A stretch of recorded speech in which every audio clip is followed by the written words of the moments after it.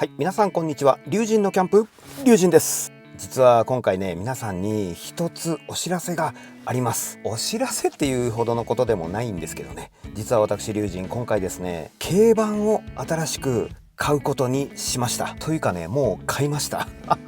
新しくと言いましてもですね、新車ではないです。中古車でね、軽バンを今回ついにね決めました。もうね長かったな。1年ぐらい迷いましたね。買うか買わないかをまず迷って、でよし買おうということを決めてからもですね、どれにしようかっていうね、今軽バンも程度のいい中古車がね市場にはたくさんありますから、本当にね悩みました。大阪とか京都で、または三重県とか和歌山県、愛知県ぐらいまではね範囲を広げてね、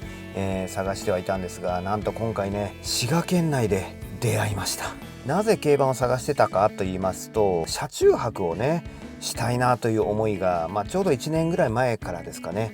ふつふつとこう湧き起こっておりまして、軽バンこれが欲しいなというふうに思っていたんです。今回ですね、滋賀県内の車屋さんでついにね出会った車があります。でその車に関してはまた後日ですね、皆様にお披露目したいなと思うんですけれども、これまでね乗ってきましたこのダイハツのエッセ君、このエッセ君にはねもうめちゃくちゃ思い出があります。長野県行きましたね、富士山にも行きました、群馬県にもね行きました。いろんな場所にね僕を連れて行ってくれたこのエッセ君、このエッセ君はね今回下取りでね、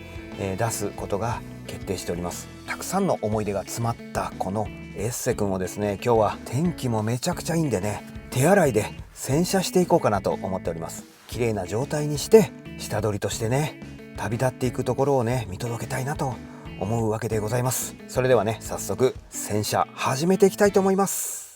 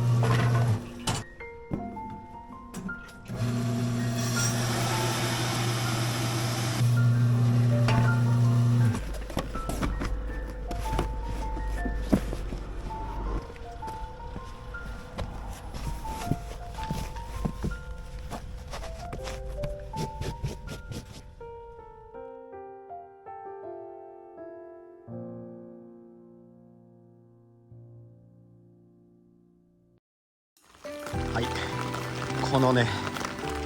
ホワイトのエブリィ購入しましたよ皆さん。今日ですね手続きが終わりまして、納車日が決定したら連絡をいただけるということなので、ワクワクしながらね待ちたいと思います。車を購入させてもらったのはねエムズスタンスさんですね。滋賀県の竜王町にございます軽トラ軽バン専門のお店ということでね、在庫もねたくさんありますよ。納車の日はねぜひね晴れてほしいなということで、皆さん納車日までしばし待たれい